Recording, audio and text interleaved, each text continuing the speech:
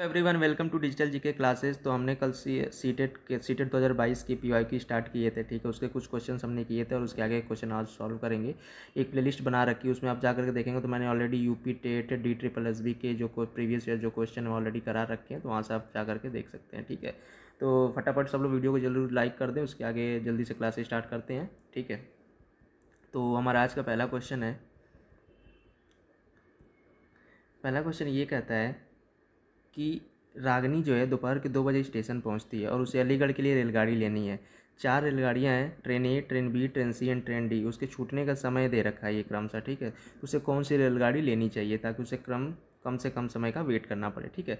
तो इस क्वेश्चन में सबसे पहले ध्यान देने वाली बात यह है ना कि रागनी दोपहर के 2 बजे स्टेशन पहुंचती है। तो दोपहर का 2 बजे जो होता है उसको हम क्या बोलेंगे? तो दोपहर को जब 2 बजते हैं ना, तो इसको हम अगर हम 24 आवर के हिसाब से देखें तो इसको हम ये बोलेंगे कि 14 बजे हैं, ठीक है। क्योंकि दोपहर में 1 बजता है तो उसको 13 बोलते हैं, तो 2 बजेगा तो 14 बनते हैं, ठीक है। अब इस 14 बजे ये क्या पड़ती है, स्टेशन पे पहुंचती है। अब इसके आगे देखिए, उसके बाद ए बी सी डी 4 ट्रेनें हैं। इनके छूटने का समय दे रखा है, क्या दे रखा है? एक दे रखा है 17:05, ठीक है। दूसरा दे रखा है 4:32 और तीसरा दे रखा है 18:30 और चौथा दे रखा है 19:15। अब एक बात बताइए, ये 4:32 है, 4:32 तो सुबह का टाइम होता है ना, 1 2 3 4 तो सुबह बजते हैं, ठीक है। और ये सब क्या है, दोपहर 12 बजे के बाद के टाइम है, 17 बजे, 18 बजे, 19:15। तो सबसे 14 बजे वो ट्रेन पे स्टेशन पे पहुंचती है, तो इसके बाद का सबसे पास का टाइम कौन सा होगा? 14 के बाद 17 ही तो आएगा, ये 18 तो काफ़ी लेट हो जाएगा, 19 भी लेट हो जाएगा, ठीक है। और 4:32 तो सुबह का टाइम है, तो 17:05 होगा सबसे। अगर 17:05 वाली ट्रेन को अगर पकड़ेंगे तो उसको कम से कम टाइम वेट करना पड़ेगा। तो 17:05 पर कौन सी ट्रेन चल रही है? ट्रेन ए। तो आपका सही आंसर हो जाएगा रेलगाड़ी ए। चलते हैं नेक्स्ट क्वेश्चन की तरफ। नेक्स्ट क्वेश्चन का ये इंग्लिश है, ठीक है। आप पढ़ लीजिएगा वीडियो रोक करके, मैं हिंदी वर्जन पढ़ देता हूँ इसका। क्या है, ये कह रहा है कि रीता जो है अपने क्षेत्र की एक वार्ड सदस्य है, वह 11x16 फीट आकार का एक रूम बनाना चाहती है, ठीक है। बट क्या है कि उसको फर्श पे टाइल्स लगानी है। उसके पास 4 विकल्प हैं। एक है 1.5 फीट का लगा सकती है, दूसरा 2x2 फीट का, तीसरा 2.5 फीट का और जो चौथा है 3x3 फीट का लगा सकती है, ठीक है। और उसे इस प्रकार की टाइल खरीदनी चाहिए ताकि वो टाइल को बिना काटे बिछा सके। मतलब एक कमरा है, ठीक है, उस पर ये साइज़ की टाइल्स दे रखी हैं। वो किस तरह से इन सारी टाइल्स को लगाए ना कि किसी भी एक टाइल्स को काटना ना पड़े और सारी टाइल्स जो हैं खड़े खड़े लग जाएँ इस कमरे में। तो देखिए, सबसे पहले ये निकाल लीजिए कि ये जो दे रखा है ना 11x16, इस साइज़ का हमको कमरा दे रखा है, तो इसको मल्टीप्लाई कर लीजिए 11x16। तो ये क्या हो जाएगा, 11 छक्के 66 और 11 कम 11 6 17, 176 स्क्वायर फीट हो जाएगा, ठीक है। इतना स्क्वायर फीट ये आपका कमरे का क्षेत्रफल हो जाएगा। कमरा जो होगा वो आयताकार होगा, उसकी लंबाई और चौड़ाई दे रखी है 11x16। इसका मतलब यही होता है कि 11 चौड़ाई है, 16 इसकी लंबाई है, ठीक है। तो कमरे का क्षेत्रफल हो जाएगा 176।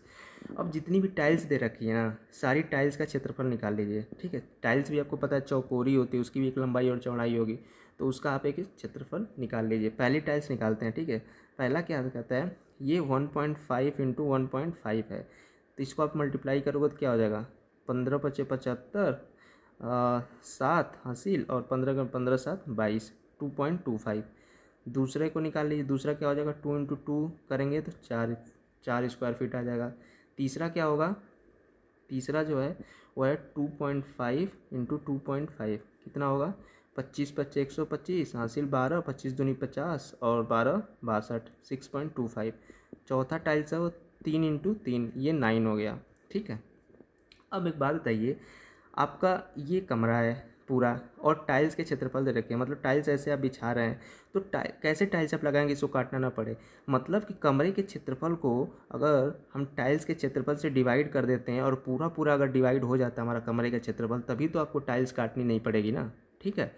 तो आप देख लीजिए टोटल कमरे का क्षेत्रफल कितना है, 176, और सारे टाइल्स के क्षेत्रफल से इसको डिवाइड करके देख लीजिए कि किससे पूरा डिवाइड हो जाता है। तो अगर आप ध्यान दोगे यहाँ पे, तो अगर मैं 176 को 4 से अगर डिवाइड करता हूँ तो ये पूरा डिवाइड हो जाएगा। 4 चौको 16 हासिल 1 और 4 चौको 16, मतलब 44 टाइल्स लगेंगे। अगर हम 4 वाला कौन सा है, 2x2, मतलब 2 × 2 फीट की अगर हम टाइल्स को अगर हम यूज करते हैं तो पूरे कमरे में बिछ जाएगा और हमें टाइल्स को काटनी नहीं पड़ेगी, ठीक है। तो ये हो जाएगा आपका आंसर। इसको कैसे किया मैंने, ये एक आसान सा क्वेश्चन है, बस आपको समझाना है इसलिए थोड़ा डिटेल में हो जा रहा है, लेकिन कुछ नहीं करना है, सिंपल आपको इसका क्षेत्रफल निकाल देना है। 11 × 16 को मल्टीप्लाई कर दीजिएगा, बस 76 आ जाएगा। और फिर जितने दे रखे टाइल्स उन सबको आपस में मल्टीप्लाई कर लीजिए और डिवाइड कर लीजिए एक 176 को उन सारे क्षेत्रफल से। अगर होल नंबर आता है, मतलब पॉइंट में नहीं आता है डिवाइड करने पे, तो आपका हो जाएगा कि इस वाले टाइल्स को हम लगाएंगे तो हमको काटना नहीं पड़ेगा। ठीक है, तो चलते हैं नेक्स्ट क्वेश्चन की तरफ। नेक्स्ट क्वेश्चन देखिए क्या कह रहा है। नेक्स्ट क्वेश्चन ये कह रहा है कि सुश्री रेणु ने अपने छात्रों को 8 ग्रुप में डिवाइड कर दिया और उनको अपना भार दर्ज कराने को कहा।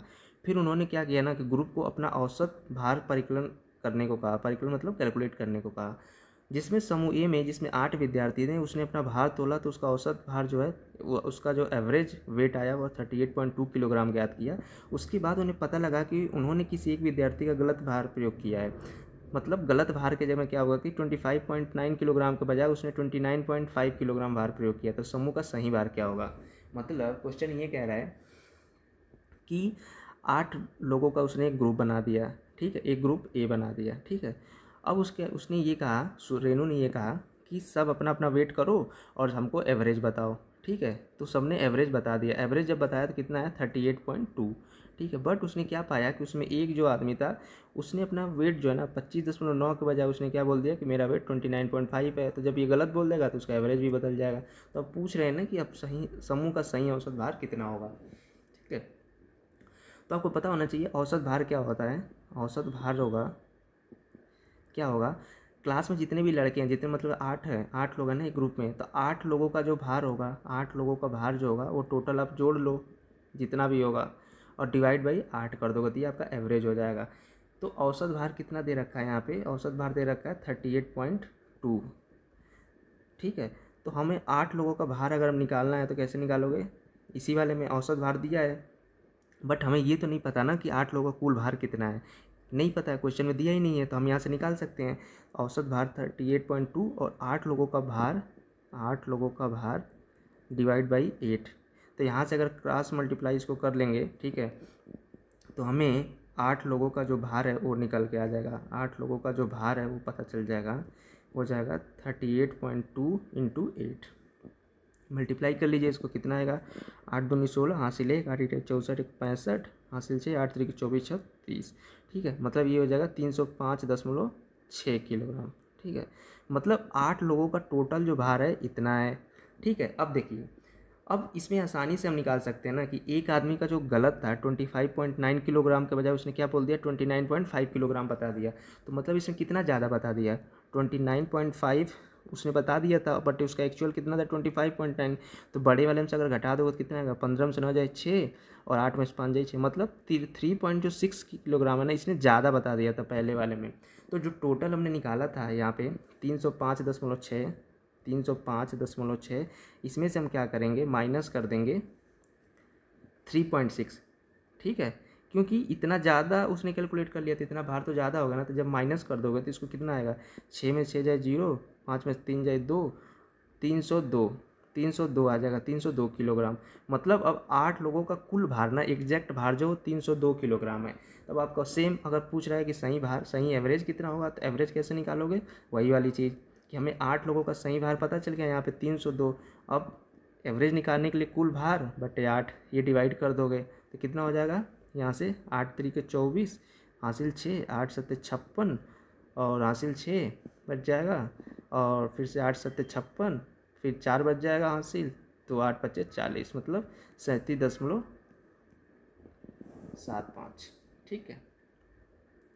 तो ये आपका देख लीजिए ऑप्शन कौन सा है, 37.75। तो ये क्वेश्चन कैसे किया था एक बार फिर से रिपीट कर देता हूँ कि आप क्या करिए कि 8 लोगों का भार निकाल लीजिए। पहले कैसे निकालोगे, औसत भार हमें दिया हुआ है 8 लोगों का भार बटे 8, ये फार्मूला होगा। तो औसत भार में क्या करोगे 8 से मल्टीप्लाई करोगे तो 8 लोगों का भार निकल जाएगा। यहाँ पे 8 लोगों का भार तो निकला, बट ये गलत निकला था 305.6। गलत क्यों निकला था, क्योंकि इसमें एक बंदे ने अपना वेट गलत बता दिया। तो कितना गलत बताया था, 3.6 किलोग्राम उसने ज़्यादा बता दिया, तो टोटल भार में से हमने क्या किया 3.6 किलोग्राम माइनस कर दिए, तो टोटल फिर एक्चुअल जो ये निकल के आया ये हमारा करेक्ट हुआ 302 किलोग्राम।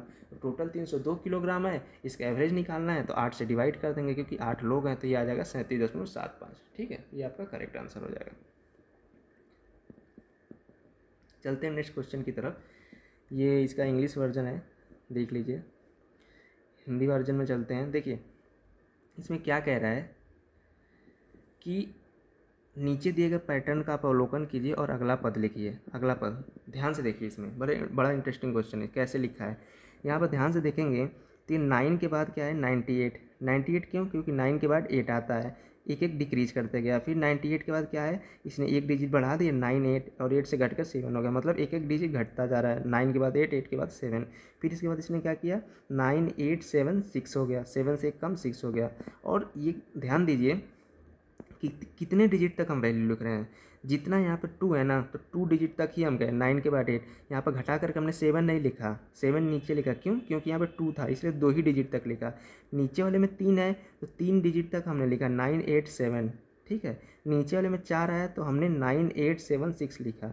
मतलब जितना इधर है उतना इधर डिजिट होगा, लेकिन और इधर क्या पैटर्न बन रहा है कि एक एक नंबर कम होता जा रहा है, मतलब 9 8 7 6। ठीक है, और -4 और डिवाइड तो सब में सेम है 8। और इधर देखिए क्या हो रहा है, एक पैटर्न बन रहा है कि पहले वाले में 1 है तो 1 है, यहाँ पे 2 है तो यहाँ पे 1 से लेकर के 2 हो गया, यहाँ पे 3 है तो 1 से लेकर 3 हो गया, यहाँ पे 4 है तो 1 से लेकर 2 3 4 हो गया।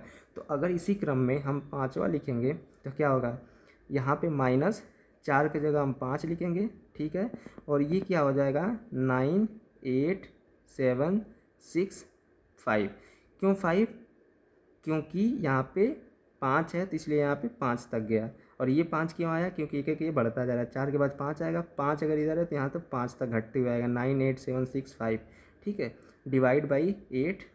ठीक है, यहाँ 5 है तो यहाँ क्या होगा 5 तक काउंट जाएगा 1 2 3 4 5।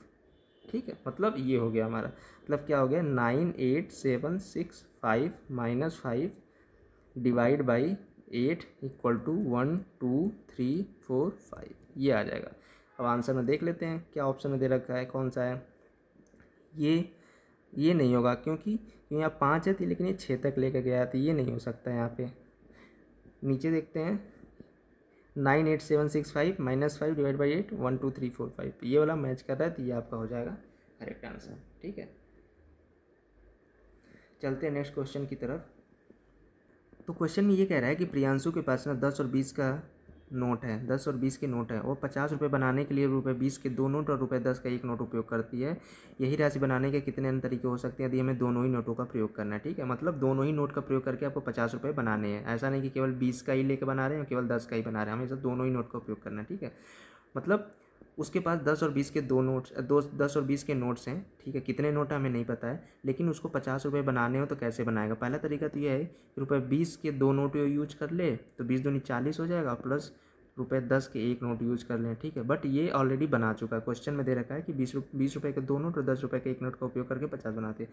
दूसरा तरीका क्या हो सकता है, कोई 20 का क्या करे 1 नोट बना ले और 10 के 3 नोट ले ले तो भी ये 50 हो जाएगा। ठीक है, एक तरीका ये है। ठीक है, मतलब एक तरीका ये पॉसिबल है। बाकी और देख लेते हैं कोई तरीका पॉसिबल है। 20 का अगर 3 नोट यूज़ करेगा तो 60 हो जाएगा, ज़्यादा ही हो जाएगा। 10 के 5 नोट यूज कर नहीं सकता क्योंकि उसको दोनों ही नोट यूज करने हैं। तो मतलब टोटल 2 तरीके पॉसिबल हैं, लेकिन एक तरीका ऑलरेडी क्वेश्चन में दे रखा है कि वो 50 बनाने के लिए ₹20 के 2 नोट और 10 का नोट उपयोग करती है। और क्वेश्चन में से पूछ रहे हैं कि हमें दोनों ही नोटों का प्रयोग करना है तो अन्य कितने तरीके, मतलब दूसरे और तरीके कितने हैं। दूसरा केवल एक ही तरीका पॉसिबल है तो 1 हो जाएगा। ठीक है, चलते हैं नेक्स्ट क्वेश्चन की तरफ। तो नेक्स्ट क्वेश्चन ये कह रहा है कि निम्नलिखित में से कौन सा तुल्य भिन्न का जोड़ा है। तुल्य भिन्न मतलब होता है इक्वल। तुल्य भिन्न का देख लेते हैं, यहाँ पे क्या लिखा हुआ है, लाइक फ्रैक्शन। ठीक है, which of the following is a pair of like fraction. ठीक है, मतलब हमें तुल्य भिन्न का जोड़ा बताना है। तुल्य भिन्न का जोड़ा क्या होता है, इसको बस एक दिमाग में चीज़ बैठा लीजिए कि जिनका भी डिनोमिनेटर सेम होता है ना, वो सारे जो होते हैं ना वो तुल्य भिन्न के जोड़े होते हैं। ठीक है, मतलब भिन्न हमारा न्यूमरेटर अपन डिनोमिनेटर से बनता है, तो जितने भी फ्रैक्शन दे रखे हैं जिनका डिनोमिनेटर सेम हो, ठीक है, वो तो तुल्य भिन्न होता है। तो ऑप्शन में देख लेते हैं क्या क्या है। इसमें 3 और 2 हैं, अलग अलग हैं डिनोमिनेटर। इसमें 2 और 8 है, दोनों अलग हैं। इसमें क्या है 4 और 7 है, ये भी डिफरेंट है। यहाँ पे 4 और 4 है तो ये आपका हो जाएगा तुल्य भिन्न का जोड़ा। ठीक है, तुल्य भिन्न का जोड़ा और भी देख सकते हैं, जैसे ले कहीं दे रखा है 1/2, 3/2, तो ये क्या है, तुल्य भिन्न होगा। मतलब इसका क्या होता है, तुल्य भिन्न का मतलब ये होता है कि जिस फ्रैक्शन में जो डिनोमिनेटर है ना वो अगर सेम होते हैं तो उसको क्या बोलते हैं, तुल्य भिन्न बोलते हैं। ठीक है, लाइक फ्रैक्शन बोलते हैं। और ये भी पूछ सकता है अनलाइक फ्रैक्शन, तो अनलाइक फ्रैक्शन कौन कौन से होते हैं, जिसके डिनोमिनेटर जो होता है डिफरेंट डिफरेंट हो। मतलब ये सारे क्या है, अनलाइक फ्रैक्शन है। और ये जो होता है 1/4 और 3/4 जो है ये आपका लाइक फ्रैक्शन है, मतलब तुल्य भिन्न है। ठीक है, तो ये मैंने सारे क्वेश्चन करा दिए। सीटेट 2022 के पेपर 1 के 1 जनवरी का शिफ्ट था। ठीक है, सारे क्वेश्चन मैंने करा दिए। अगर आपको वीडियो अच्छा लगा हो तो लाइक कीजिए और चैनल को सब्सक्राइब करना ना भूलें। तो मिलते हैं नेक्स्ट क्लास में, तब तक के लिए टेक केयर, बाय।